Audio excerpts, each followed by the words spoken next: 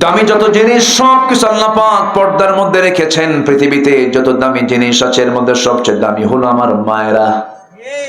কিন্তু সেই মা বলল, না না, পুরুষ যেমন বুকের বোতাম খুলে হাঁটে, আমরাও বুকের বোতাম খুলে হাঁটবো। মাথায় কাপড় দেন, আমরা কাপড় দেব না, সমান অধিকার। কিন্তু সমান অধিকার হবে কেমনে? পুরুষকে আল্লাহ রাব্বুল আলামিন যে শারীরিক সক্ষমতা দান করেছেন, তাদের চামড়া যে যা ভেবে বানায় আছেন, পুরুষের চামড়া আর মেয়েদের চামড়া একরকম না ভিন্ন রকম? বলেন, একরকম না ভিন্ন রকম? পুরুষের চামড়াটা হলো শক্ত চামড়া, তা দিয়ে তারা বাইরে কাজ করতে পারবে, হার্ড ওয়ার্ক তারা করতে পারবে। এই কাজ মেয়েরা করতে পারবে না। আল্লাহ পাক ফাংশনে পৃথক করে দিয়েছেন।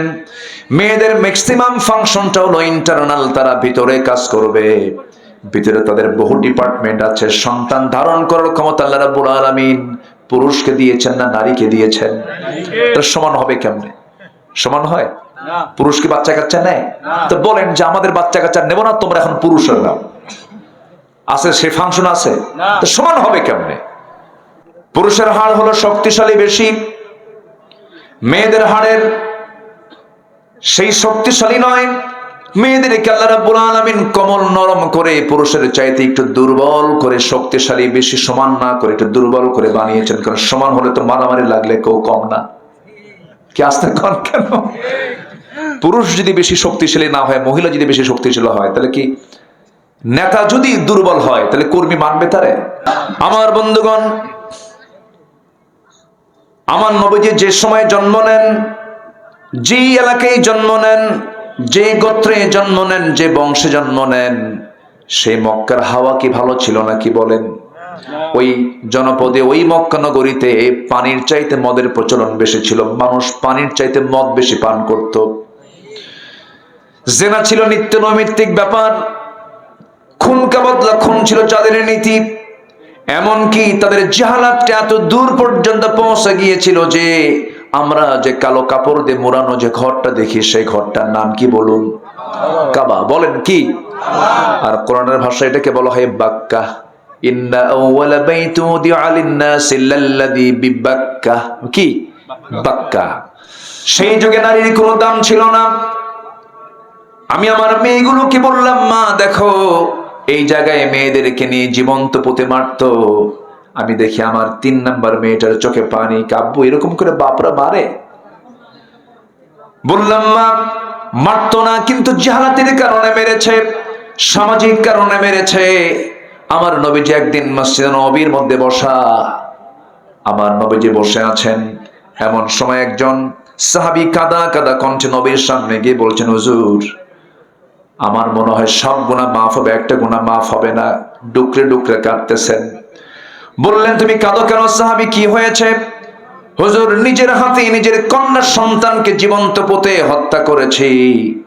আমার রাসূল বলছেন, সাহাবী কেমন করে মারলা একটু বলো তো দেখি। আমার রাসূল মাঝে মাঝে শুনতেন কথা, সামনে বসায় নিলেন।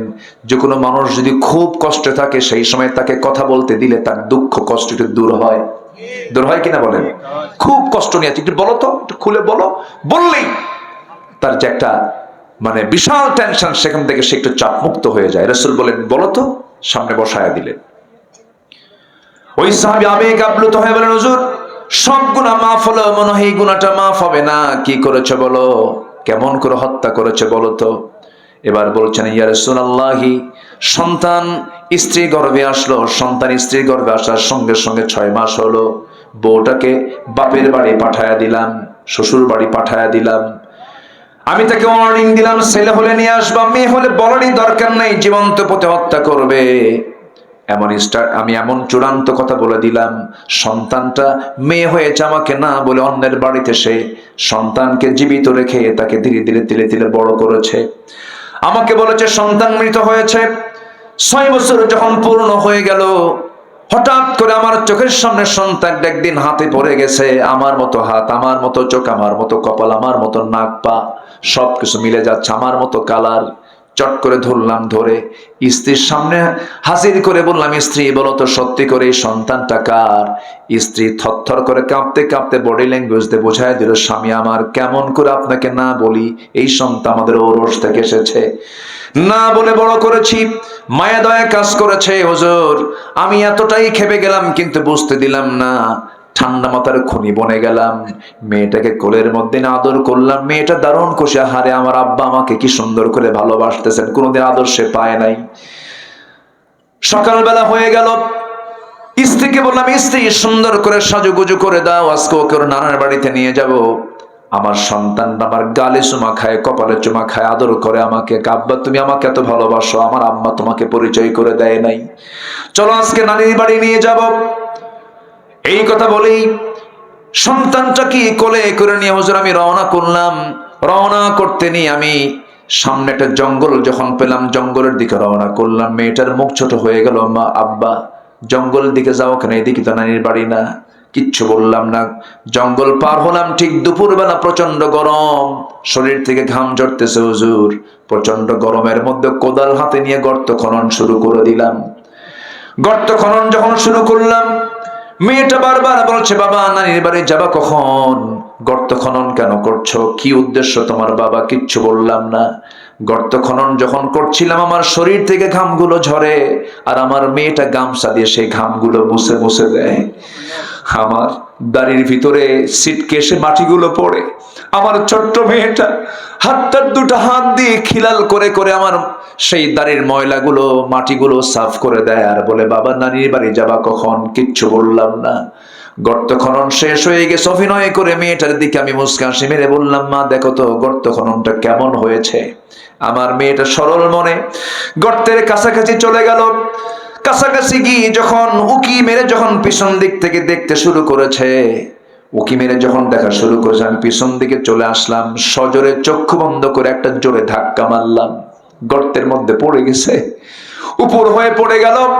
চট করে চিত হয়ে দুটো হাত এক জায়গায় করে বলছে, বাবা বুঝতে পেরেছি, আমার মার কথা আজকে ঠিক হয়েছে, তুমি আজকে আমাকে মেরে ফেলবা, এটাই যদি তোমার উদ্দেশ্য হয়ে থাকে বাবা, আজকে আমি তোমার কাছে শুধু একটা জিনিস চাবো বাবা, বিনিময়ে কোনোদিন তোমার সামনে আমার চেহারা দেখাবো না, একটাবার তোমার কাছে প্রাণ ভিক্ষা চাই, আমাকে বাঁচায় দাও বাবা, আমি একটাবার বাঁচতে চাই, তোমার হাত থেকে বাঁচতে চাই বাবা। আমার দিল চুল পরিমাণ কোনো নরম হলো না, শিরকিয়াতের কারণে, জাহালাতের কারণে। বড় জোরের একটা পাথর নিয়ে আসলাম, বুক বরাবর বেড়ে দিলাম, ফিনকি দিয়ে রক্ত বের হয়ে গেল। আব্বা আব্বা বলে চিৎকার করে ডাকে, আমার দিল গলল না, মাটি চাপা দিয়া, বালু চাপা দিয়া জনমের মতো দুনিয়া থেকে বিদায় করে দিলাম হুজুর। যতদিন ইসলাম কবুল করি নাই ততদিন আমার এটা মনে হয় নাই, এমন বড় পাপ করেছে এই কথা কখনো মনে হয় নাই। কিন্তু যেই দিন আপনার হাতে আমি বায়াত গ্রহণ করেছি, সেই দিন থেকে আজ পর্যন্ত কোনো রাত আমার ঘুম হয় না হুজুর। ঘুমাতে গেলে মনে হয় আমার মেয়েটা ডাকতেছে আমাকে, আমার ঘুম হয় না, আমার মনে হয় গুনাহ মাফ হবে না। আমার রাসূল সাহাবীকে বুকের মধ্যে জড়িয়ে রেখে তাকে প্রশান্ত করে ঠান্ডা মনে তাকে সুন্দর করে জড়িয়ে ধরে রাসূলকে দেখে বলছেন, সাহাবী রে, আল্লাহর রহমত অনেক বড়, আল্লাহ তোমার এই গুনাহটাও তোমার জীবন থেকে দিন গ্রহণের বিনিময়ে সাফ করে দিয়েছে। জোরে কোন সুবহানাল্লাহ, আরো জোরে বলেন সুবহানাল্লাহ। বিআইয়ি যামবিন কুতিলাত মুসাওয়াদা ওয়া হুয়া কাযিম। সন্তান মেয়ে সন্তান হলে পরে তাদের চেহারা কালো হয়ে যেত। সেই যুগে রাসূল নারীদেরকে এত সম্মান, এত মর্যাদা প্রতিষ্ঠা করলেন। অর্থাৎ এখান থেকে বোঝা যায় নারীদের সম্মান মর্যাদা সুরক্ষিত থাকবে ইসলামের বাইরে না ইসলামের ভিতরে? বলেন বলেন বলেন বলেন, ইসলামের ভিতরে। ইসলাম মানতে হবে। আমার মা ইসলাম যারা মানবে, ইসলামকে যারা প্রতিষ্ঠা করবে, তাদের পক্ষে থাকবেন, তাদের জন্য কথা বলবেন, তাদের জন্য কাজ করবেন। আপনার জান্নাত আপনাকে নিতে হবে, আপনাকে জান্নাতে যেতে হবে। যেমন করে হোক জান্নাত যে বান্দা মাহরুম হয়ে যাবে, তার চেয়ে বড় বড় কপাল কে হতে পারে? দুনিয়াতে সবার যায়, দুনিয়া রাজারও যায়, ফকিরও যায়, দুনিয়া গরিবের যায়, ফকিরের যায়, সবার যায়, ধনীর যায়। কিন্তু আমার বন্ধু, দুনিয়া তো পার হবে, কিন্তু সামনের যে জিন্দেগি আসতেছে সেই দিন শুরু হবে কিন্তু শেষ হবে না। সেই দিন আমরা সবাই জান্নাত পেতে চাই না জাহান্নাম পেতে চাই? জান্নাত না জাহান্নাম? জান্নাত পেতে চাই। জান্নাত যদি পেতে চাই জান্নাতের লাইনে উঠতে হবে। আপনার টিকিট যদি মহাস্থানগড় থেকে যদি আপনি টিকিট কেটে যদি আপনি ঢাকা যেতে চান, ঢাকার টিকিট কাটতে হবে। যদি টিকিটটাকে কাটেন যদি পঞ্চগড়, আপনি কি ঢাকা পাবেন নাকি?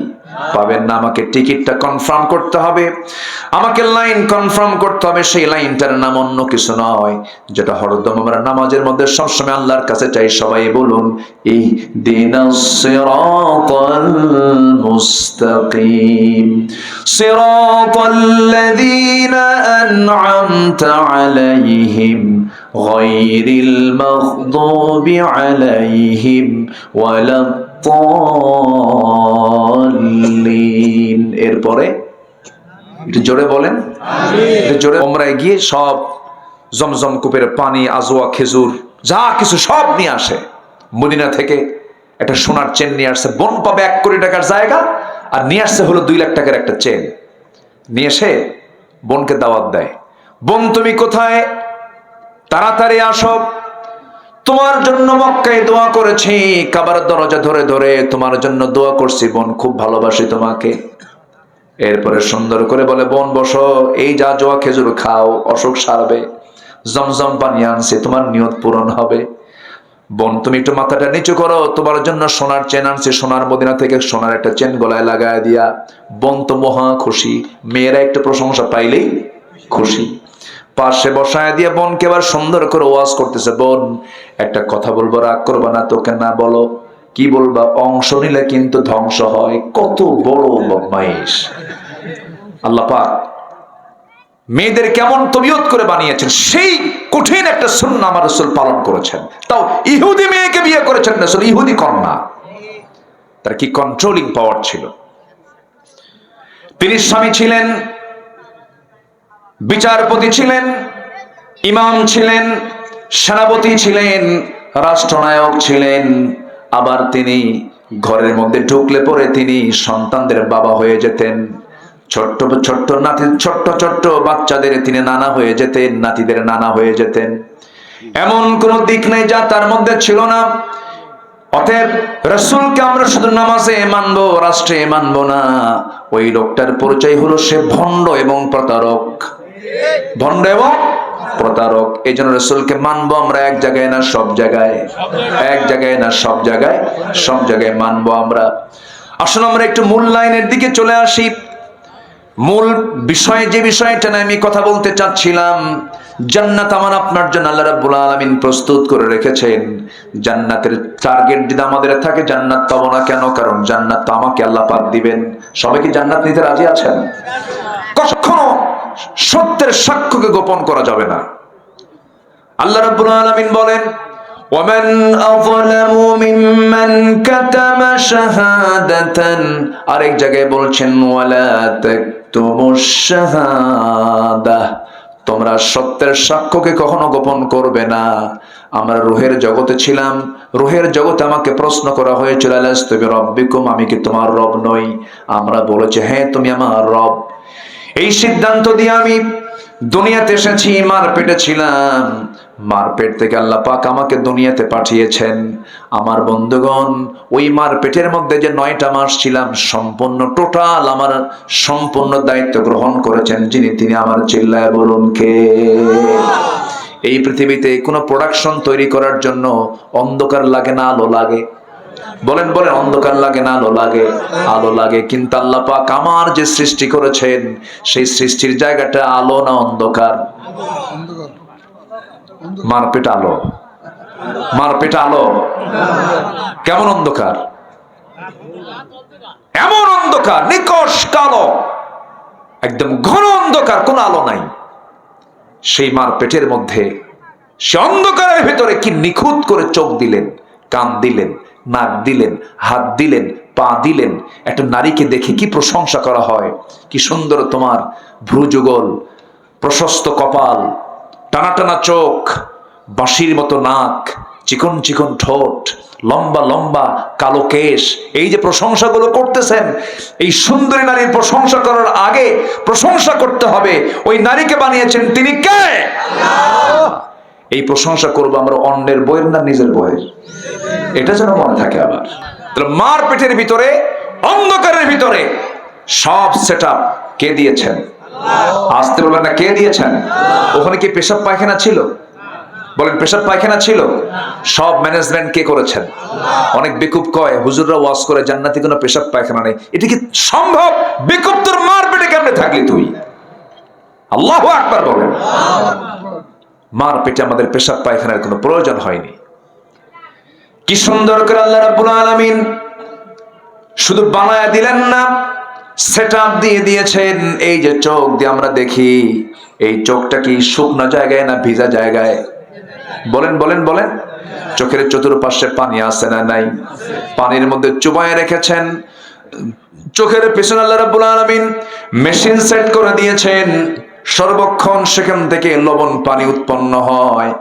লবণ পানি দিয়ে চোখটাকে ভিজিয়ে রেখেছেন যেন ধুলাবালিতে যেন অ্যাটাক না হয়, চোখটা যেন হ্যাং না মারে, চোখের যেন কোনো সমস্যা না হয়। হাজারো শীত প্রধান দেশ হোক না কেন, ওই যে -15 -20 এত সেখানে শীত, ওই তীব্র শীতের মধ্যে বান্দা যখন বাইরে বের হয়, চোখের পানি কখনো জমাট বাঁধে না। চোখের পানি যদি জমাট বাঁধতো, চোখ মারতো হ্যাং, এইদিকে ঘুরতো না ওইদিকে ঘুরতো না। কি ঠিক না? চোখের পানি আল্লাহ রাব্বুল আলামিন এমন সুন্দর করে, কি সুন্দর করে অয়েন্টমেন্ট বানায় দিয়েছেন, চোখ যেদিকে নাই সেদিকে চলে যায়। চোখের চতুর্পাশে এই চোখের পলকের নিচে এমন ধরনের স্কিন দিয়েছেন, সেই স্কিন যেন ঘষা ঘষা খেয়ে খেয়ে যেন নষ্ট না হয়। আল্লাহ পাক সুন্দর করে চোখের টিস্যুকে এমন সূক্ষ্ম করে বানিয়ে দিয়েছেন, প্রত্যেকটা মিনিটে বান্দার চোখের পলক পরে 15 থেকে 20 বার। এই চোখের পলক যিনি ফালান তিনি আমার চিল্লায় বলুন কে? আবার ওই চোখ দেয়া যখন নারীর দিকে তাকায় একটা চোখ টিপে মারে, সেটা মারে কে? ওটা আল্লাহ মারে না, শয়তান মারে। মানে ও মারে না, ওটা শয়তানের দোষ দিলেন। তাহলে আল্লাহ রাব্বুল আলামিন চোখের পলক ফালায়া দিচ্ছেন, মিনিটে 10 থেকে 15 বার নয় 20 বার পর্যন্ত চোখের পলক ফালায়া দিলেন। আবার এই চোখের মধ্যে লবণ করে চোখের পানি সেট করে দিলেন, স্থায়ী অয়েন্টমেন্ট করে দিলেন। রাত 1টার পরে 10টার পরে আপনি যখন ঘুমিয়ে পড়েন, চোখের পানি পড়া কিন্তু বন্ধ হয় না, চোখের পানি পড়তেই থাকে। কিন্তু এটা চোখ বন্ধের কারণে সকালবেলা চোখের 2 কোণায় কি হয়ে যায়? ম্যাচিউড হয়ে যায়, ঘন ঘন হয়ে যায়। এটাকে এলাকায় কি বলে? হ্যাঁ, চোখের ওই যে ময়লা 2 দিকে সাদা থাকে, কি কয়? হ্যাঁ না, এই ছেলে কয় কি কি কয়? কি কন কন? ও যেটা দেখলি খেলে কয় সাফ করো সাফ করো, কি কয়? কেঞ্জুল। আচ্ছা, আমার এলাকায় বলে কেতর। কি কয়? কেতর। এই সিরাজগঞ্জের ভাষা এটা। আমার যদিও home town, home district Bogura জেলায়, কিন্তু আমার ভাষার সাথে আবার সিরাজগঞ্জের কিছু মিল আছে। আমার কিন্তু জন্মস্থান বগুড়া জেলায়। চোখের কেঞ্জুল, চোখের কি কেঞ্জুল? এটা কি ময়লা? নো, এটা ময়লা না, এটা আপনার জন্য অয়েন্টমেন্ট, মলম, যেন চোখে যেন কোনো ভাইরাস না ঢোকে। সুবহানাল্লাহ বলবেন না? তাহলে চোখ কে দিলেন? আল্লাহ দিলেন। কানের মধ্যে ময়লা আছে না নাই? এই ময়লা এলাকায় কি কয়? গরু খায়। কানের ময়লা, এই কানের ময়লা কিন্তু সাধারণ কোনো বিষয় নয়। যে কোনো ইএনটি, যারা কান নাক গলার যারা ডাক্তার, তারা কিন্তু মানা করেন কানের মধ্যে কি ঢুকাবেন না। বলে না, বলে না, কখনো ঢুকাবেন না, কারণ কানের ময়লা এটা আপনার জন্য সেফটি।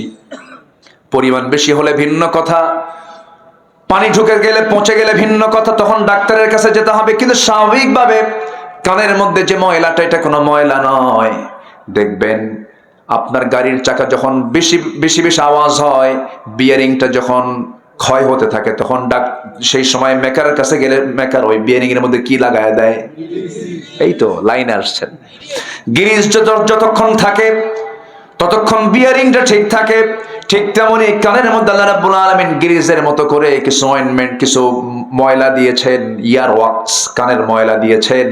এটার স্বাদ হচ্ছে তিক্ত, এটা তিতা সাইজের, এটা কিন্তু মিষ্টি না। যদি মিষ্টি হতো আপনি ঘুমায়া পড়তেন, সমস্ত পিঁপড়াগুলো জমা হতো কার কানে? বলেন কার কানে?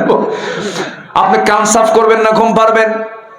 কানের মধ্যে ছোট্ট একটা পিঁপড়া ঢুকলে মনে হয় গোটা দুনিয়ার পাহাড় ঢুকছে এর মধ্যে, ঠিক কিনা বলেন?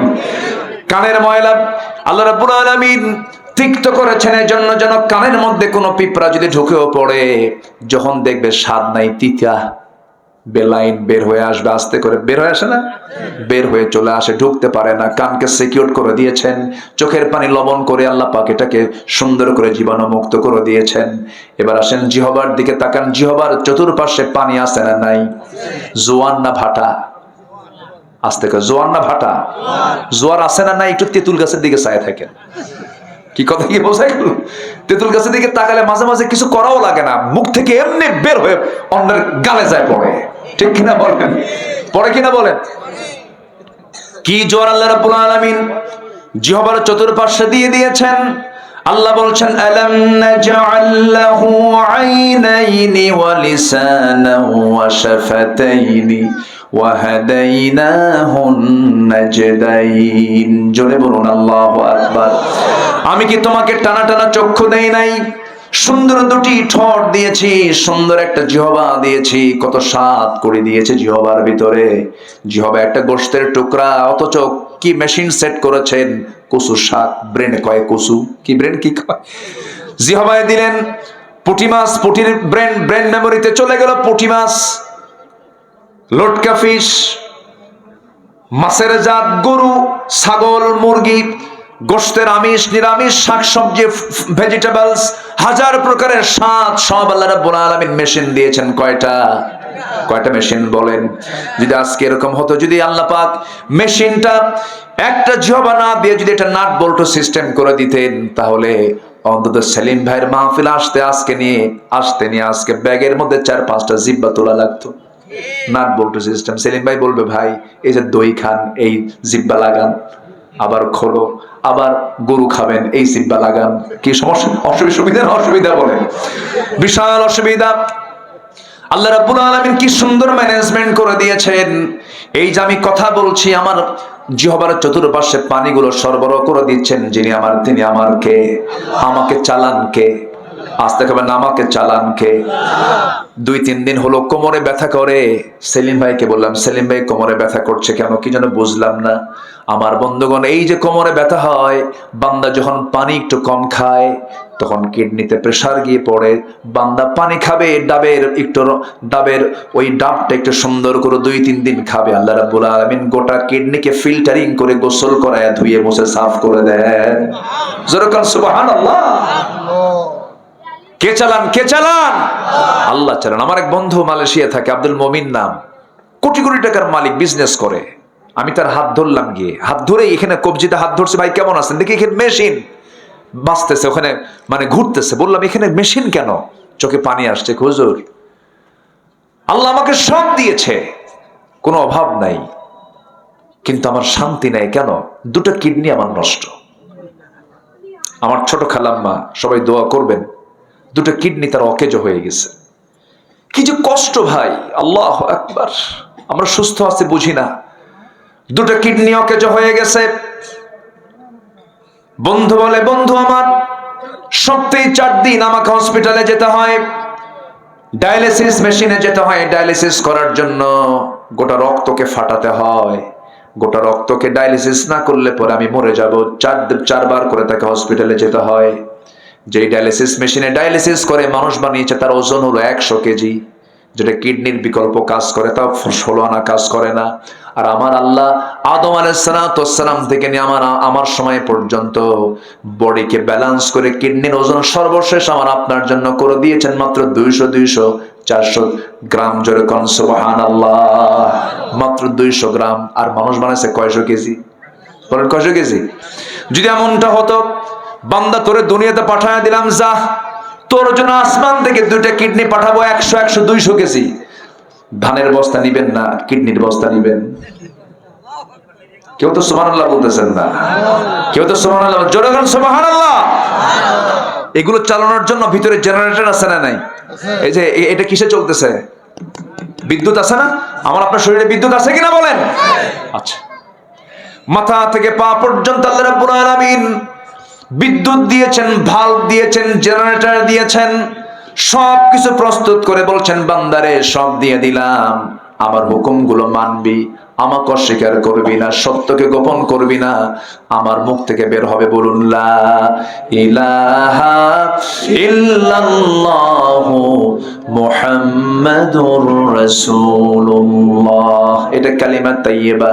আলাম তারা কাইফা দারাবাল্লাহু মাসালান কালিমাতান তাইয়্যিবাতান কাশাজারাতিন তাইয়্যিবা আসলুহা সাবিতু ওয়া ফারউহা ফিস সামা।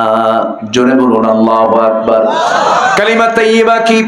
কালিমা তাইয়্যিবা হলো একটা মজবুত বৃক্ষের মতো, যার গোড়া অনেক সুদূর গভীরে এবং ডালপালাগুলো খুব প্রশস্ত বিস্তৃত। এই গাছ বলতে আল্লাহ পাক খেজুর গাছকে বুঝিয়েছেন। কালিমার উদাহরণ দিয়ে তিনি বলেছেন খেজুর গাছ। এই জায়গায় যত মানুষ বসে আছেন জীবনে বহু ঝড়ঝাপটা শুনেছেন, দেখেছেন, কিন্তু কোনোদিন কি কেউ দেখেছেন আপনার আশেপাশের খেজুর গাছ উপড়ে গেছে? দেখছেন? কেউ দেখছেন? খেজুর গাছ কিন্তু উপরে যায় না। খেজুর গাছ এক পায়ে দাঁড়িয়ে থাকে। ঠিক ইমানের চরিত্রকে আল্লাহ রাব্বুল আলামিন ফুটিয়ে তোলার জন্য কালিমা তাইয়্যিবাকে একটা মজবুত বৃক্ষের সঙ্গে তুলনা করেছেন। ও ইমানদারেরা, যারা কালেমা পড়েছো, বহু ঝড় ঝাপটা আসবে, কিন্তু তোমাকে অবশ্যই কালিমা নিয়ে এক পায়ে তোমাকে দাঁড়িয়ে থাকতে হবে। ইমান নিয়া শয়তানের ওয়াসওয়াসা এদিক সেদিক যাওয়া যাবে না। জোরে কোন সুবহানাল্লাহ। ইমান নিয়ে টিকে থাকতে হবে। ইমান নিয়ে টিকে থেকেছেন সাহাবীরা। একজন সাহাবীর কথা মনে হয়ে গেল। ইমান শুধু আনলেই হবে না, ইমানটাকে টিকিয়ে রাখতে হবে। আমার নবীজি মক্কা থেকে হিজরত করে মদিনায় চলে গেলেন। মদিনায় যাওয়ার পরে আমার নবীজি চতুর্দিকে কালিমার দাওয়াত দেওয়া শুরু করলেন। আমার নবীর কানে বহু ইহুদিদের ষড়যন্ত্র চলে আসলো। বহু ষড়যন্ত্রের জাল ছিন্ন করে আমার নবীজি দাওয়াতি মিশন নিয়ে দেশে দেশে বিভিন্ন জায়গায় তিনি দাওয়াতি কাজ করলেন, চিঠি পাঠাতে লাগলেন। আমার নবীজির মদিনা থেকে প্রায় 250 মাইল দূরে একটা জায়গায় তিনি দাওয়াতি কাজ করার জন্য লোক পাঠায়া দিলেন। সেই দাওয়াতি কাজে সাড়া দিয়ে এক টকবকে যুবক কালিমা গ্রহণ করে ফেললেন। আমার নবীজির দাওয়াতে তিনি কালিমা পড়েছেন।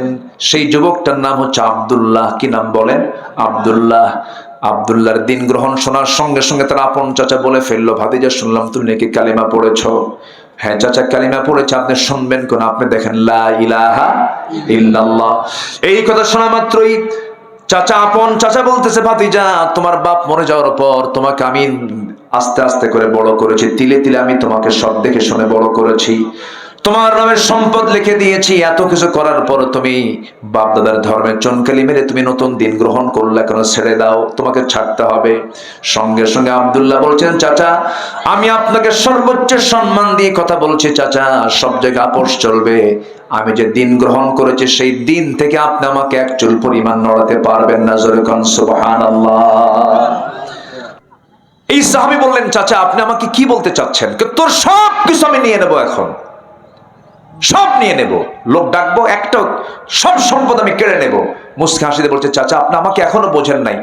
আমি যে দিন গ্রহণ করেছি, আল্লাহ যদি আমাকে গোটা দুনিয়ার মালিক বানায় দেয়, গোটা দুনিয়ার সম্পদ আপনার হাতে তুলে দেবো, কিন্তু আমি ইসলাম ছাড়বো না। চাচা তো খেপে গিয়ে থাপ্পড় মেরে জমিনে ফেলে দিয়ে, জামা টেনে ছেড়ে ফেলে দিয়ে, রক্তাক্ত করে পরনের লুঙ্গি পর্যন্ত খুলে নিয়ে তাকে ঘর থেকে বের করে দিল। আব্দুল্লাহ উলঙ্গ হয়ে যাবেন কোথায়? মার দরজায় গিয়ে নক করে বলছেন, মা দরজাটা খুলো। দরজা খোলার সঙ্গে সঙ্গে বলছে, মা আমার দিকে তাকায়ও না। আমার চাচা আমাকে মেরে মেরে শেষ পর্যন্ত লুঙ্গিটা পর্যন্ত খুলে নিয়েছে। মা দেখো তো ঘরের মধ্যে কোনো কিছু আছে নাকি। খুঁজে একটা চাদর পাওয়া গেল, কোন মতো তার সতরটা ঢাকা হলো, গায়ে কোনো কাপড় চোপড় নাই। এবার বলছেন, মা প্রচন্ড শীতকাল, সেই সময় বলছে, মা আমি তোমাকে ভালোবাসি, তবে নবীর চাইতে বেশি আমি তোমাকে ভালোবাসি না। সুবহানাল্লাহ বলবেন না? মা আমি তোমাকে ভালোবাসি, কিন্তু নবীর চাইতে বেশি ভালোবাসি না। এমনকি মা আমি আমার জীবনের চাইতে আমি আমার রাসূলকে বেশি ভালোবাসি। আমি চলে যাচ্ছি মদিনার দিকে, মা দোয়া করো আমার জন্য। শীতের ভিতরে রওনা দিয়েছেন, পায়ে হেঁটে হেঁটে রওনা দিয়ে দিয়ে মদিনা পর্যন্ত চলে গেলেন। প্রচন্ড শীতকাল সেই সময়। নবীজির দরজায় গিয়ে নক করলেন। দরজা খোলা মাত্র রাসূল তার এমন অবস্থা দেখে ভিতরে ঢুকে গিয়ে আমার নবীজির ব্যবহৃত সুন্দর দুটো জুব্বা হাতে করে এনে বলছেন, আব্দুল্লাহ, জুব্বাটা তাড়াতাড়ি পরো, ঠান্ডা লেগে যাবে। এরপরে বিস্তারিত শোনার পরে রাসূল বলছেন, আব্দুল্লাহ, চিন্তা করো কেন? তোমার চাচা তোমাকে উলঙ্গ করে বস্ত্রহীন করে ঘর থেকে বের করে দিয়েছে, আর তোমার রাসূল তোমাকে তার নিজের গায়ের জুব্বা দান করে দিয়েছে। কি চিন্তা করো তুমি? কোনো চিন্তা নাই তোমার? তুমি কিছু চাও নাকি? হুজুর, আমি আপনার কাছে দুনিয়ার কোনো কিছু চাই না, আমি চাই হলো মহান রব্বুল আলামিন যেন আমাকে শহীদের মর্যাদা দিয়ে দেন। এই কথা শোনার সঙ্গে সঙ্গেই আমার নবীজি হাত উঁচু করে বলছে, আল্লাহ, আমার আব্দুল্লাহর জান মাল তুমি কাফের বেঈমানদের জন্য হারাম করে দাও। সাহাবীর মন খারাপ হয়ে গেল, হুজুর আপনি কেমন এমন দোয়া করলেন কেন? কাফের বেঈমানরা যদি আমাকে নাই মারে আমি শহীদ হব কেমনে? আমার নবীজি বলছেন, আব্দুল্লাহ, তুমি এমন চিন্তা কেন করছো? ইম্মা তাআলা ফিরাশিহি, তোমার মধ্যে যদি শহীদের চেতনা লালন হয়ে থাকে, মরণ যদি বিছানায় হয়, আল্লাহ রাব্বুল আলামিন শহীদের দরজা দিয়ে দিবে। যাও কোরআন পড়ো। আমার নবীজি বহুদিন পর মদিনার মসজিদ থেকে বের হলেন, যুদ্ধ অভিযানে বের হলেন। এবার বলছে, আব্দুল্লাহ আসো নাকি? হুজুর আমি আছি। লাব্বাইক ইয়া রাসূলুল্লাহ, চলো যুদ্ধে যাই। খুব খুশি সাহাবী। যুদ্ধ শেষে ফেরত আসতেছিলেন, হঠাৎ করে রাস্তায় তিনি অসুস্থ হয়ে পড়লেন, মারা গেলেন। আব্দুল্লাহ, নবীর কাছে সংবাদ চলে আসলো, হুজুর আপনার প্রাণ প্রিয় সাহাবী আব্দুল্লাহর দুনিয়াতে নাই। নবীর চোখের পানি টপ টপ করে পড়া শুরু হলো। হারে, আমার আব্দুল্লাহ কত কষ্ট করে দুনিয়া বিক্রি করে ঈমানটা এনেছে। রাসূল বলছেন, সাহাবীরা আমার আব্দুল্লাহর জানাজা কেউ পড়াবে না, আমি আব্দুল্লাহর জানাজা নিজে পড়ায় দেব। জানাজায় হাজির হলেন, সব সাহাবীদের কিনে জানাজা শুরু হয়ে গেল। জানাজা সম্পূর্ণ হওয়ার পর আমার রাসূল বলছেন, সাহাবীরা, আমার কলিজার টুকরা আব্দুল্লাহর কবরটা তোমরা কোথায় খনন করেছো? হুজুর ওই গর্তের ওই দুই পাহাড়ের ঠিক মাঝখানে, আমাকে নিয়ে চলো। আমার নবীজি রওনা করলেন, পায়ে হেঁটে চলে গেলেন। এরপরে সামনে গিয়ে কবরের সামনে গিয়ে দাঁড়ায় বলছে, সাহাবীরা, আমার আব্দুল্লাহর কবরে আজকে কাউকে নামতে দেব না, আমি রাসূল নিজে নামবো। রাসূল নিজে নামলেন। নামার পরে বলছে, আবু বকর আমার ডানে নামো, ওমর আমার বামে নামো। আমার নবীজি এবার হাত টাগায় দিয়ে বলছে, কলিজার টুকরা আব্দুল্লাহ রে আমার হাতে তুলে দাও। সাহাবীরা, আমার নবীজি আব্দুল্লাহর লাশটা হাতে নিলেন। বলছেন, আবু বকর মাথা ধরো, ওমর পাটা ধরো।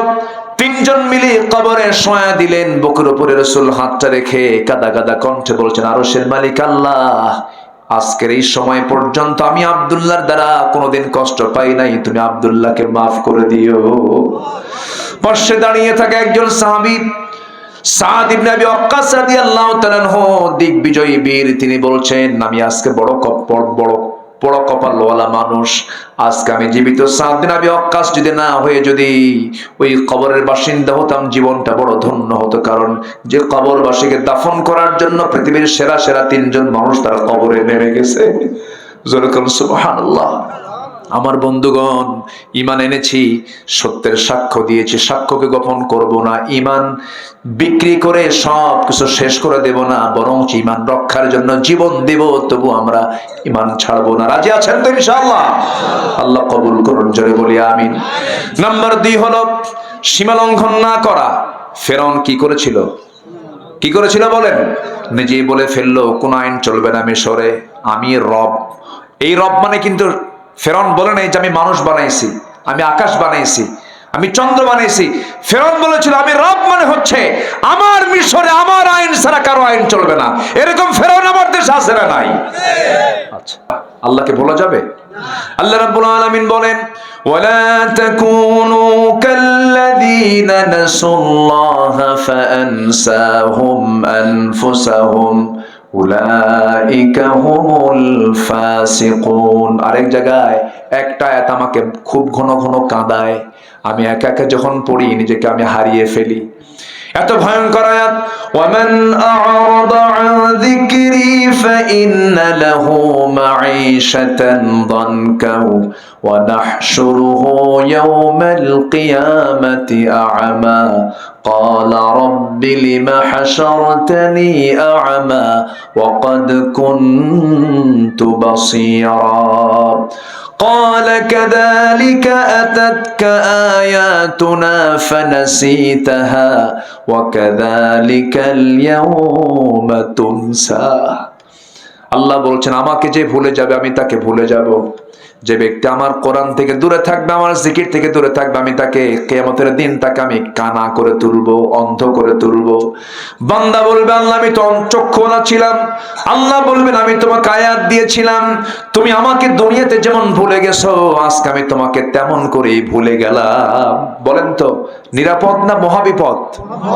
আল্লাহ ভুলে গেলে কোনো উপায় আছে না। অতএব সবাইকে ভুললেও যাকে ভোলা যাবে না, চিল্লা বলুন তিনি আমার কে?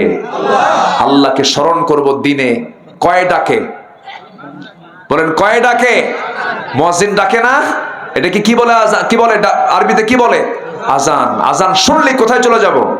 5 ওয়াক্ত নামাজ পড়বেন। কারা কারা একটু হাত উঁচু করে দেখান, জোরে বলি আল্লাহ আমাদেরকে 5 ওয়াক্ত সালাত আদায় করার তৌফিক তুমি আল্লাহ দিয়া দাও। জোরে বলি আমিন, আরো জোরে আমিন, আরো জোরে আমিন। চোখের কেনজুল, চোখের কি কেনজুল? এটা কি ময়লা? নো, এটা ময়লা না, এটা আপনার জন্য অয়েন্টমেন্ট, মলম, যেন চোখে যেন কোনো ভাইরাস না ঢোকে। সুবহানাল্লাহ বলবেন না? তাহলে চোখ কে দিলেন? আল্লাহ দিলেন। কানের মধ্যে ময়লা আছে না নাই? এই ময়লা এলাকায় কি কয়? গরু খায়। কানের ময়লা, এই কানের ময়লা কিন্তু সাধারণ কোনো বিষয় নয়। যে কোনো ইএনটি যারা কান নাক গলার যারা ডাক্তার তারা কিন্তু মানা করেন কানের মধ্যে কি ঢুকাবেন না। বলে না? বলে না? কখনো ঢুকাবেন না, কারণ কানের ময়লা এটা আপনার জন্য সেফটি। পরিমাণ বেশি হলে ভিন্ন কথা, পানি ঢুকে গেলে পচে গেলে ভিন্ন কথা, তখন ডাক্তারের কাছে যেতে হবে। কিন্তু স্বাভাবিকভাবে কানের মধ্যে যে ময়লাটা এটা কোনো ময়লা নয়।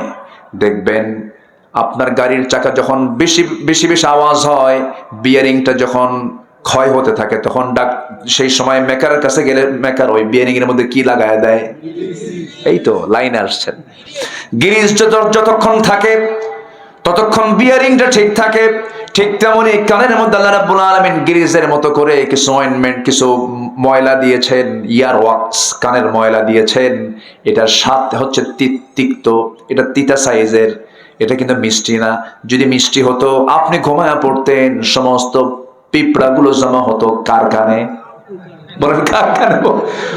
আপনি কান সাফ করবেন না ঘুম পারবেন? কানের মধ্যে ছোট্ট একটা পিঁপড়া ঢুকলে মনে হয় গোটা দুনিয়ার পাহাড় ঢুকছে এর মধ্যে, ঠিক কিনা বলেন? কানের ময়লা আল্লাহ রাব্বুল আলামিন তিক্ত করেছেন এই জন্য যেন কানের মধ্যে কোনো পিঁপড়া যদি ঢুকেও পড়ে, যখন দেখবে স্বাদ নাই, তিতা, বেলাইন বের হয়ে আসবে, আস্তে করে বের হয়ে আসে না? বের হয়ে চলে আসে, ঢুকতে পারে না। কানকে সিকিউর করে দিয়েছেন, চোখের পানি লবণ করে আল্লাহ পাক এটাকে সুন্দর করে জীবাণু মুক্ত করে দিয়েছেন। এবার আসেন জিহ্বার দিকে তাকান, জিহ্বার চতুর্পাশে পানি আছে না নাই? জোয়ান না ভাটা? আস্তে করে, জোয়ান না ভাটা? জোয়ার আছে না নাই? একটু তেঁতুল গাছের দিকে চায় থাকেন। কি কথা কি বোঝাই গেল? তেঁতুল গাছের দিকে তাকালে মাঝে মাঝে কিছু করাও লাগে না, মুখ থেকে এমনি বের হয়ে অন্যের গালে যায় পড়ে, ঠিক কিনা বলেন? পড়ে কিনা বলেন? কি জোয়ার আল্লাহ রাব্বুল আলামিন জিহ্বার চতুর্পাশে দিয়ে দিয়েছেন। আল্লাহ বলছেন আলাম নাজআল লাহু আইনাইনি ওয়া লিসানান ওয়া শাফাতাইনি ওয়া হাদাইনাহুন নাজদাইন। জোরে বলুন আল্লাহু আকবার। আমি কি তোমাকে টানা টানা চক্ষু দেই নাই? সুন্দর দুটি ঠোঁট দিয়েছি, সুন্দর একটা জিহ্বা দিয়েছি, কত স্বাদ করে দিয়েছে জিহ্বার ভিতরে। জিহ্বা একটা গোশতের টুকরা, অথচ কি মেশিন সেট করেছেন? কচু শাক, ব্রেনে কয় কচু, কি ব্রেন কি কয়, জিহ্বায় দিলেন পুঁটি মাছ, পুঁটির ব্রেন মেমোরিতে চলে গেল পুঁটি মাছ, লটকা ফিশ, মাছের জাত, গরু, ছাগল, মুরগি, গোশতের আমিষ, নিরামিষ, শাকসবজি, ভেজিটেবলস, হাজার প্রকারের স্বাদ সব আল্লাহ রাব্বুল আলামিন মেশিন দিয়েছেন। কয়টা? কয়টা মেশিন বলেন?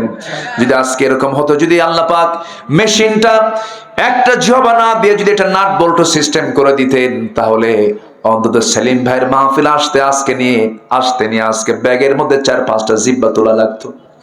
নাট বল্টু সিস্টেম। সেলিম ভাই বলবে ভাই এই যে দই খান এই জিব্বা লাগান, আবার খোলো, আবার গরু খাবেন এই জিব্বা লাগান। কি সমস্যা? অসুবিধা না অসুবিধা বলেন? বিশাল অসুবিধা। আল্লাহ রাব্বুল আলামিন কি সুন্দর ম্যানেজমেন্ট করে দিয়েছেন। এই যে আমি কথা বলছি, আমার জিহ্বার চতুর্পাশে পানিগুলো সরবরাহ করে দিচ্ছেন যিনি আমার, তিনি আমার কে? আমাকে চালান কে? আস্তে খাবেন, আমাকে চালান কে? 2-3 দিন হলো কোমরে ব্যথা করে। সেলিম ভাইকে বললাম, সেলিম ভাই কোমরে ব্যথা করছে কেন? কি যেন বুঝলাম না। আমার বন্ধুগণ, এই যে কোমরে ব্যথা হয়, বান্দা যখন পানি একটু কম খায় তখন কিডনিতে প্রেসার গিয়ে পড়ে। বান্দা পানি খাবে, ডাবের ওই ডাবটা একটু সুন্দর করে 2-3 দিন খাবে, আল্লাহ রাব্বুল আলামিন গোটা কিডনিকে ফিল্টারিং করে গোসল করায় ধুয়ে মুছে সাফ করে দেন। জোরে কান সুবহানাল্লাহ। কে চালান? কে চালান? আল্লাহ চালান। আমার এক বন্ধু মালয়েশিয়া থাকে, আব্দুল মমিন নাম, কোটি কোটি টাকার মালিক, বিজনেস করে। আমি তার হাত ধরলাম, গিয়ে হাত ধরে এখানে কবজিতে হাত ধরছে, ভাই কেমন আছেন? দেখি এখানে মেশিন বাঁচতেছে, ওখানে মানে ঘুরতেছে। বললাম এখানে মেশিন কেন? চোখে পানি আসছে। হুজুর আল্লাহ আমাকে সব দিয়েছে, কোনো অভাব নাই, কিন্তু আমার শান্তি নাই। কেন? 2টা কিডনি আমার নষ্ট। আমার ছোট খালাম্মা, সবাই দোয়া করবেন, 2টা কিডনি তার অকেজ হয়ে গেছে। কি যে কষ্ট ভাই, আল্লাহু আকবার। আমরা সুস্থ আছি বুঝি না, 2টা কিডনি অকেজ হয়ে গেছে। বন্ধু বলে, বন্ধু আমার সপ্তাহে 4 দিন আমাকে হসপিটালে যেতে হয়, ডায়ালিসিস মেশিনে যেতে হয়। ডায়ালিসিস করার জন্য গোটা রক্তকে ফাটাতে হয়। গোটা রক্তকে ডায়ালিসিস না করলে পরে আমি মরে যাব। 4বার করে তাকে হসপিটালে যেতে হয়। যেই ডায়ালিসিস মেশিনে ডায়ালিসিস করে মানুষ বানিয়েছে, তার ওজন হলো 100 কেজি, যেটা কিডনির বিকল্প কাজ করে, তাও 16 আনা কাজ করে না। আর আমার আল্লাহ আদম আলাইহিসসালাম থেকে নিয়ে আমার সময় পর্যন্ত বডিকে ব্যালেন্স করে কিডনির ওজন সর্বশেষ আমার আপনার জন্য করে দিয়েছেন মাত্র 200-400 গ্রাম। জোরে কোন সুবহানাল্লাহ। মাত্র 200 গ্রাম। আর মানুষ বানাইছে কয়শো কেজি? বলেন কয়শো কেজি? যদি এমনটা হতো, বান্দা তোরে দুনিয়াতে পাঠায় দিলাম, যা তোর জন্য আসমান থেকে 2টা কিডনি পাঠাবো, 100-200 কেজি। ধানের বস্তা নিবেন না, কিডনির বস্তা নিবেন। কেউ তো সুবহানাল্লাহ বলতেছেন না, কেউ তো সুবহানাল্লাহ, জোরে বলেন সুবহানাল্লাহ। এগুলো চালানোর জন্য ভিতরে জেনারেটর আছে না নাই? এই যে এটা কিসে চলতেছে? বিদ্যুৎ আছে না? আমার আপনার শরীরে বিদ্যুৎ আছে কিনা বলেন? আচ্ছা, মাথা থেকে পা পর্যন্ত আল্লাহ রাব্বুল আলামিন বিদ্যুৎ দিয়েছেন, ভাল্ব দিয়েছেন, জেনারেটর দিয়েছেন, সবকিছু প্রস্তুত করে বলছেন, বান্দারে সব দিয়ে দিলাম, আমার হুকুমগুলো মানবি, আমাকে অস্বীকার করবি না, সত্যকে গোপন করবি না, আমার মুখ থেকে বের হবে বলুন লা ইলাহা ইল্লাল্লাহু মুহাম্মাদুর রাসূলুল্লাহ। এটা কালিমা তাইয়্যিবা। আলাম তারা কাইফা দারাবাল্লাহু মাসালান কালিমাতান তাইয়্যিবাতান কাশাজারাতিন তাইয়্যিবা আসলুহা সাবিতু ওয়া ফারউহা ফিস সামা। জোরে বলুন আল্লাহু আকবার। কালিমা তাইয়্যিবা কি? কালিমা তাইয়্যিবা হলো একটা মজবুত বৃক্ষের মতো, যার গোড়া অনেক সুদূর গভীরে এবং ডালপালাগুলো খুব প্রশস্ত বিস্তৃত। এই গাছ বলতে আল্লাহ পাক খেজুর গাছকে বুঝিয়েছেন, কালিমার উদাহরণ দিয়ে তিনি বলেছেন খেজুর গাছ। এই জায়গায় যত মানুষ বসে আছেন জীবনে বহু ঝড়ঝাপটা শুনেছেন, দেখেছেন, কিন্তু কোনোদিন কি কেউ দেখেছেন আপনার আশেপাশের খেজুর গাছ উপড়ে গেছে? দেখছেন? কেউ দেখছেন? খেজুর গাছ কিন্তু উপরে যায় না। খেজুর গাছ এক পায়ে দাঁড়িয়ে থাকে। ঠিক ইমানের চরিত্রকে আল্লাহ রাব্বুল আলামিন ফুটিয়ে তোলার জন্য কালিমা তাইয়্যিবাকে একটা মজবুত বৃক্ষের সঙ্গে তুলনা করেছেন। ও ইমানদারেরা, যারা কালেমা পড়েছো, বহু ঝড় ঝাপটা আসবে, কিন্তু তোমাকে অবশ্যই কালিমা নিয়ে এক পায়ে তোমাকে দাঁড়িয়ে থাকতে হবে, ইমান নিয়া। শয়তানের ওয়াসওয়াসা এদিক সেদিক যাওয়া যাবে না। জোরে কোন সুবহানাল্লাহ। ইমান নিয়ে টিকে থাকতে হবে। ইমান নিয়ে টিকে থেকেছেন সাহাবীরা। একজন সাহাবীর কথা মনে হয়ে গেল, ইমান শুধু আনলেই হবে না, ইমানটাকে টিকে রাখতে হবে। আমার নবীজি মক্কা থেকে হিজরত করে মদিনায় চলে গেলেন। মদিনায় যাওয়ার পরে আমার নবীজি চতুর্দিকে কালিমার দাওয়াত দেওয়া শুরু করলেন। আমার নবীর কানে বহু ইহুদিদের ষড়যন্ত্র চলে আসলো। বহু ষড়যন্ত্রের জাল ছিন্ন করে আমার নবীজি দাওয়াতি মিশন নিয়ে দেশে দেশে বিভিন্ন জায়গায় তিনি দাওয়াতি কাজ করলেন, চিঠি পাঠাতে লাগলেন। আমার নবীজির মদিনা থেকে প্রায় 250 মাইল দূরে একটা জায়গায় তিনি দাওয়াতি কাজ করার জন্য লোক পাঠায়া দিলেন। সেই দাওয়াতি কাজে সাড়া দিয়ে এক টকবকে যুবক কালিমা গ্রহণ করে ফেললেন। আমার নবীজির দাওয়াতে তিনি কালিমা পড়েছেন। সেই যুবকটার নাম হচ্ছে আব্দুল্লাহ। কি নাম বলেন? আব্দুল্লাহ। আব্দুল্লাহর দিন গ্রহণ শোনার সঙ্গে সঙ্গে তার আপন চাচা বলে ফেললো, ভাতিজা শুনলাম তুমি নাকি কালিমা পড়েছো। হ্যাঁ চাচা কালিমা পড়েছে, আপনি শুনবেন কোন? আপনি দেখেন লা ইলাহা ইল্লাল্লাহ। এই কথা শোনা মাত্রই চাচা, আপন চাচা বলতেছে, ভাতিজা তোমার বাপ মরে যাওয়ার পর তোমাকে আমি আস্তে আস্তে করে বড় করেছি, তিলে তিলে আমি তোমাকে সব দেখে শুনে বড় করেছি, তোমার নামের সম্পদ লিখে দিয়েছি। এত কিছু করার পর তুমি বাপ দাদার ধর্মের চনকালি মেরে তুমি নতুন দিন গ্রহণ করলে, কেন? ছেড়ে দাও, তোমাকে ছাড়তে হবে। সঙ্গে সঙ্গে আব্দুল্লাহ বলছেন, চাচা আমি আপনাকে সর্বোচ্চ সম্মান দিয়ে কথা বলছি চাচা, সব জায়গায় আপোষ চলবে। আমি যে দিন গ্রহণ করেছি সেই দিন থেকে আপনি আমাকে এক চুল পরিমাণ নড়াতে পারবেন না। জোরে কোন সুবহানাল্লাহ। এই সাহাবী বললেন, চাচা আপনি আমাকে কি বলতে চাচ্ছেন? তোর সব কিছু আমি নিয়ে নেবো, এখন সব নিয়ে নেব, লোক ডাকবো, একটা সব সম্পদ আমি কেড়ে নেব। মুস্কি হাসিতে বলছে, চাচা আপনি আমাকে এখনো বোঝেন নাই। আমি যে দিন গ্রহণ করেছি, আল্লাহ যদি আমাকে গোটা দুনিয়ার মালিক বানায় দেয়, গোটা দুনিয়ার সম্পদ আপনার হাতে তুলে দেবো, কিন্তু আমি ইসলাম ছাড়বো না।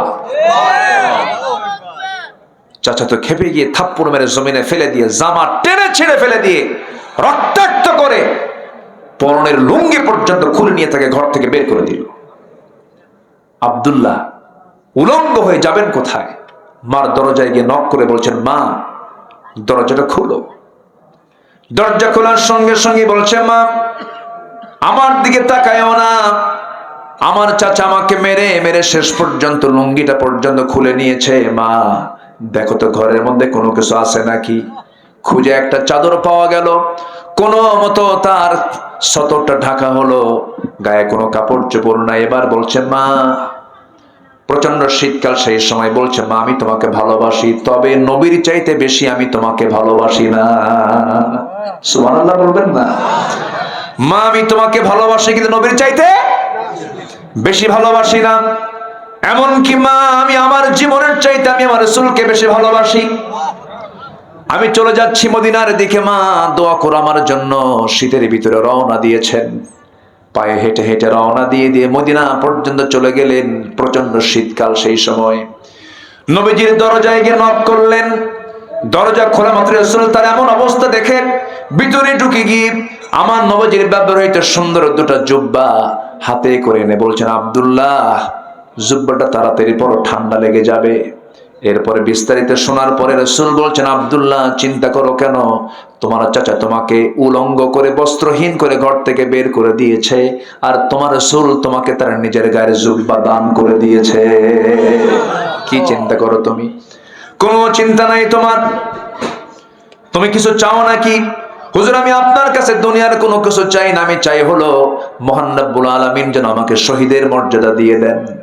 এই কথা শোনার সঙ্গে সঙ্গেই আমার নবীজি হাত উঁচু করে বলছে, আল্লাহ আমার আব্দুল্লাহর জান মাল তুমি কাফের বেঈমানদের জন্য হারাম করে দাও।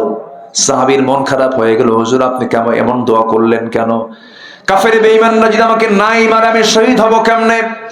আমার নবীজি বলছেন, আব্দুল্লাহ তুমি এমন চিন্তা কেন করছো? ইম্মা তাআলা ফিরাশিহি, তোমার মধ্যে যদি শহীদের চেতনা লালন হয়ে থাকে, মরণ যদি বিছানায় হয়, আল্লাহ রাব্বুল আলামিন শহীদের দরজা দিয়ে দিবে। যাও কোরআন পড়ো। আমার নবীজি বহুদিন পর মদিনার মসজিদ থেকে বের হলেন, যুদ্ধ অভিযানে বের হলেন। এবার বলছে, আব্দুল্লাহ আসো নাকি? হুজুর আমি আছি। লাব্বাইক ইয়া রাসূলুল্লাহ, চলো যুদ্ধে যাই। খুব খুশি সাহাবী। যুদ্ধ শেষে ফেরত আসতেছিলেন, হঠাৎ করে রাস্তায় তিনি অসুস্থ হয়ে পড়লেন, মারা গেলেন আব্দুল্লাহ।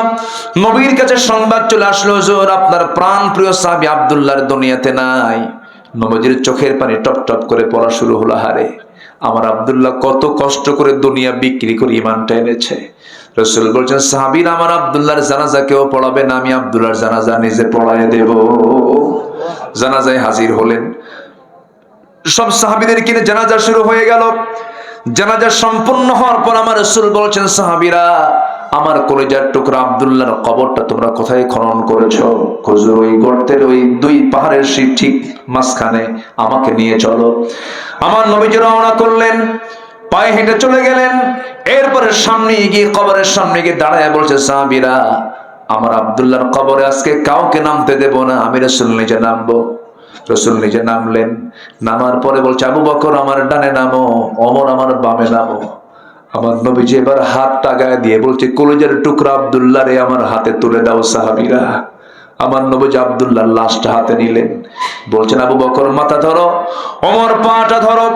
তিনজন মিলে কবরে শোয়া দিলেন। বুকের উপরে রাসূল হাতটা রেখে কাদা কাদা কণ্ঠে বলছেন, আরশের মালিক আল্লাহ, আজকের এই সময় পর্যন্ত আমি আব্দুল্লাহর দ্বারা কোনোদিন কষ্ট পাই নাই, তুমি আব্দুল্লাহকে মাফ করে দিও।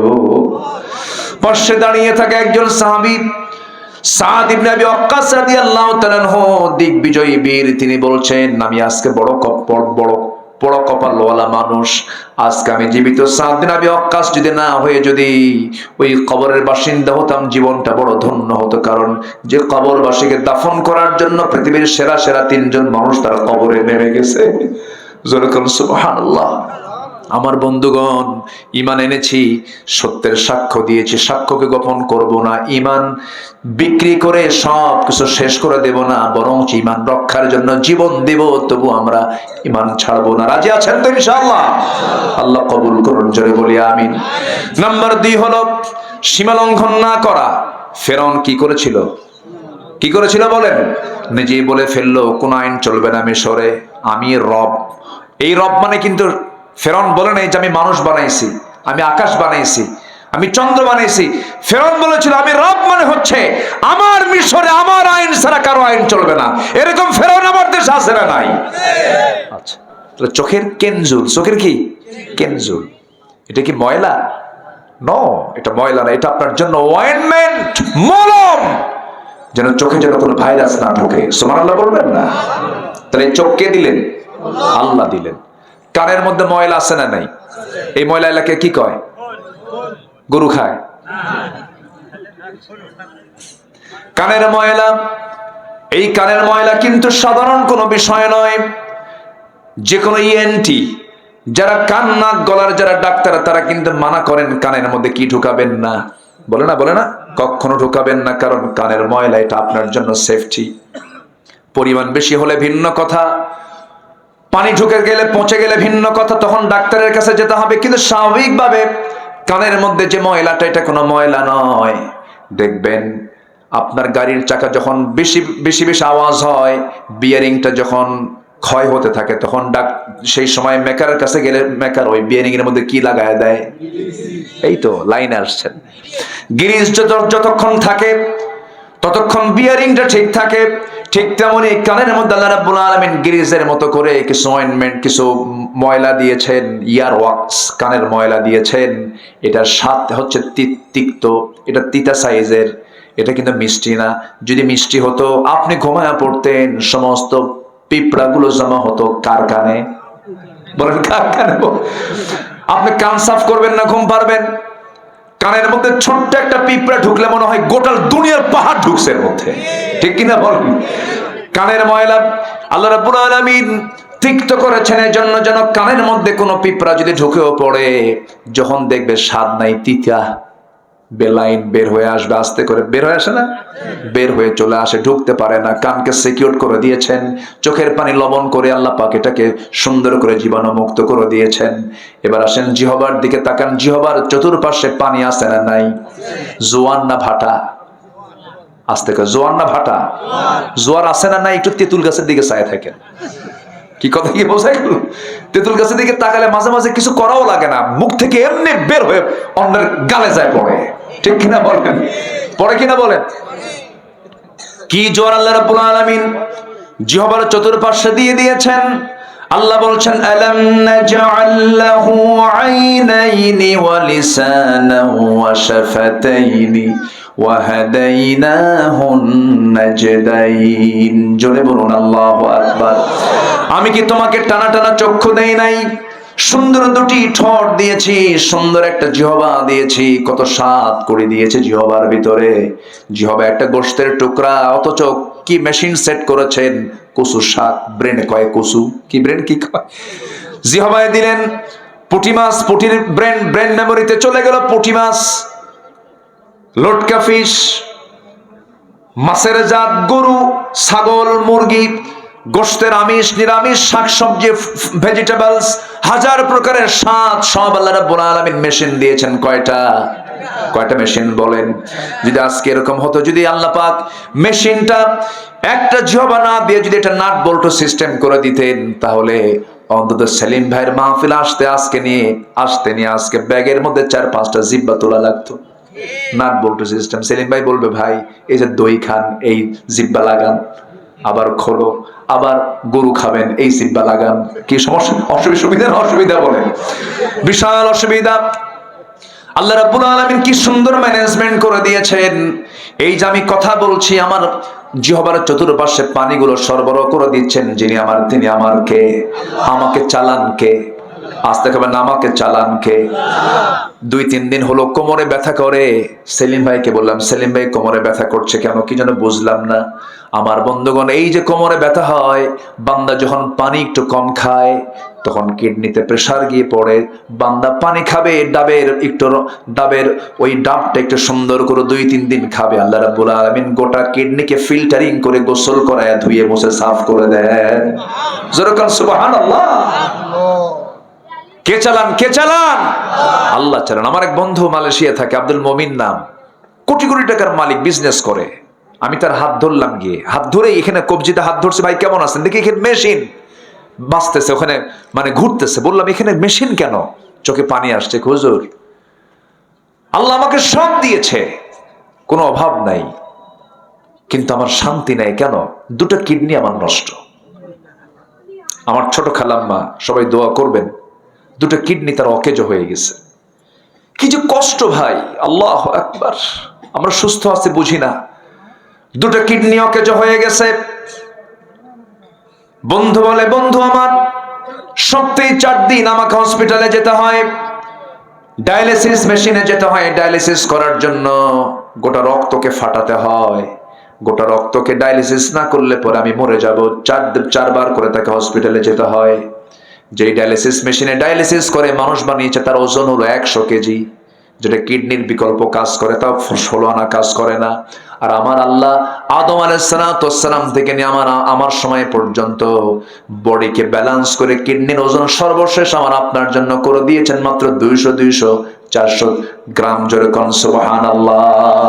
মাত্র 200 গ্রাম। আর মানুষ বানাইছে কয়শো কেজি? বলেন কয়শো কেজি? যদি এমনটা হতো, বান্দা তোরে দুনিয়াতে পাঠায় দিলাম, যা তোর জন্য আসমান থেকে 2টা কিডনি পাঠাবো, 100-200 কেজি। ধানের বস্তা নিবেন না, কিডনির বস্তা নিবেন। কেউ তো সুবহানাল্লাহ বলতেছেন না, কেউ তো সুবহানাল্লাহ, জোরে বলেন সুবহানাল্লাহ। এগুলো চালানোর জন্য ভিতরে জেনারেটর আছে না নাই? এই যে এটা কিসে চলতেছে? বিদ্যুৎ আছে না? আমার আপনার শরীরে বিদ্যুৎ আছে কিনা বলেন? আচ্ছা, মাথা থেকে পা পর্যন্ত আল্লাহ রাব্বুল আলামিন বিদ্যুৎ দিয়েছেন, ভাল্ব দিয়েছেন, জেনারেটর দিয়েছেন, সবকিছু প্রস্তুত করে বলছেন, বান্দারে সব দিয়ে দিলাম, আমার হুকুমগুলো মানবি, আমাকে অস্বীকার করবি না, সত্যকে গোপন করবি না, আমার মুখ থেকে বের হবে বলুন লা ইলাহা ইল্লাল্লাহু মুহাম্মাদুর রাসূলুল্লাহ। এটা কালিমা তাইয়্যিবা। আলাম তারা কাইফা দারাবাল্লাহু মাসালান কালিমাতান তাইয়্যিবাতান কাশাজারাতিন তাইয়্যিবা আসলুহা সাবিতু ওয়া ফারউহা ফিস সামা। জোরে বলুন আল্লাহু আকবার। কালিমা তাইয়্যিবা কি? কালিমা তাইয়্যিবা হলো একটা মজবুত বৃক্ষের মতো, যার গোড়া অনেক সুদূর গভীরে এবং ডালপালাগুলো খুব প্রশস্ত বিস্তৃত। এই গাছ বলতে আল্লাহ পাক খেজুর গাছকে বুঝিয়েছেন, কালিমার উদাহরণ দিয়ে তিনি বলেছেন খেজুর গাছ। এই জায়গায় যত মানুষ বসে আছেন, জীবনে বহু ঝড়ঝাপটা শুনেছেন, দেখেছেন, কিন্তু কোনোদিন কি কেউ দেখেছেন আপনার আশেপাশের খেজুর গাছ উপড়ে গেছে? দেখছেন? কেউ দেখছেন? খেজুর গাছ কিন্তু উপরে যায় না। খেজুর গাছ এক পায়ে দাঁড়িয়ে থাকে। ঠিক ইমানদারের ইমানের চরিত্রকে আল্লাহ রাব্বুল আলামিন ফুটিয়ে তোলার জন্য কালিমা তাইয়্যিবাকে একটা মজবুত বৃক্ষের সঙ্গে তুলনা করেছেন। ও ইমানদারেরা, যারা কালেমা পড়েছো, বহু ঝড় ঝাপটা আসবে, কিন্তু তোমাকে অবশ্যই কালিমা নিয়ে এক পায়ে তোমাকে দাঁড়িয়ে থাকতে হবে। ইমান নিয়া শয়তানের ওয়াসওয়াসা এদিক সেদিক যাওয়া যাবে না। জোরে কোন সুবহানাল্লাহ। ইমান নিয়ে টিকে থাকতে হবে। ইমান নিয়ে টিকে থেকেছেন সাহাবীরা। একজন সাহাবীর কথা মনে হয়ে গেল, ইমান শুধু আনলেই হবে না, ইমানটাকে টিকে রাখতে হবে। আমার নবীজি মক্কা থেকে হিজরত করে মদিনায় চলে গেলেন। মদিনায় যাওয়ার পরে আমার নবীজি চতুর্দিকে কালিমার দাওয়াত দেওয়া শুরু করলেন। আমার নবীর কানে বহু ইহুদিদের ষড়যন্ত্র চলে আসলো। বহু ষড়যন্ত্রের জাল ছিন্ন করে আমার নবীজি দাওয়াতি মিশন নিয়ে দেশে দেশে বিভিন্ন জায়গায় তিনি দাওয়াতি কাজ করলেন, চিঠি পাঠাতে লাগলেন। আমার নবীজির মদিনা থেকে প্রায় 250 মাইল দূরে একটা জায়গায় তিনি দাওয়াতি কাজ করার জন্য লোক পাঠায়া দিলেন। সেই দাওয়াতি কাজে সাড়া দিয়ে এক টকবকে যুবক কালিমা গ্রহণ করে ফেললেন। আমার নবীজির দাওয়াতে তিনি কালিমা পড়েছেন। সেই যুবকটার নাম হচ্ছে আব্দুল্লাহ। কি নাম বলেন? আব্দুল্লাহ। আব্দুল্লাহর দিন গ্রহণ শোনার সঙ্গে সঙ্গে তার আপন চাচা বলে ফেললো, ভাতিজা শুনলাম তুমি নাকি কালিমা পড়েছো। হ্যাঁ চাচা, কালিমা পড়েছে। আপনি শুনবেন কোন? আপনি দেখেন লা ইলাহা ইল্লাল্লাহ। এই কথা শোনা মাত্রই চাচা, আপন চাচা বলতেছে, ভাতিজা তোমার বাপ মরে যাওয়ার পর তোমাকে আমি আস্তে আস্তে করে বড় করেছি, তিলে তিলে আমি তোমাকে সব দেখে শুনে বড় করেছি, তোমার নামের সম্পদ লিখে দিয়েছি। এত কিছু করার পর তুমি বাপ দাদার ধর্মের চনকালি মেরে তুমি নতুন দিন গ্রহণ করলে, কেন? ছেড়ে দাও, তোমাকে ছাড়তে হবে। সঙ্গে সঙ্গে আব্দুল্লাহ বলছেন, চাচা আমি আপনাকে সর্বোচ্চ সম্মান দিয়ে কথা বলছি চাচা, সব জায়গায় আপোষ চলবে। আমি যে দিন গ্রহণ করেছি সেই দিন থেকে আপনি আমাকে এক চুল পরিমাণ নড়াতে পারবেন না। জোরে কোন সুবহানাল্লাহ।